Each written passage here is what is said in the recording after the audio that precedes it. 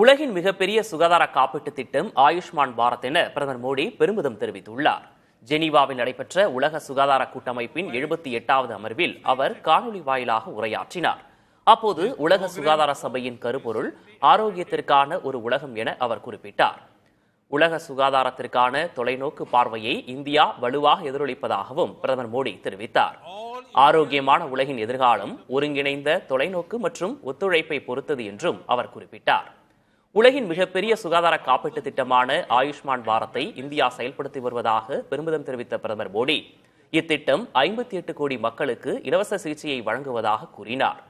June மாதம் வரும் 11வது சர்வதேச யோகா தினம் ஒரே பூமி ஒரே ஆரோக்கியத்திற்கு யோகா என்ற கருப்பொருளை கொண்டிருப்பதாகவும், உலகிற்கு யோகாவை வழங்கிய நாட்டைச் சேர்ந்த நான் அனைத்து நாடுகளையும் பங்கேற்க அழைக்கிறேன் என்றும் பிரதமர் மோடி தெரிவித்தார்.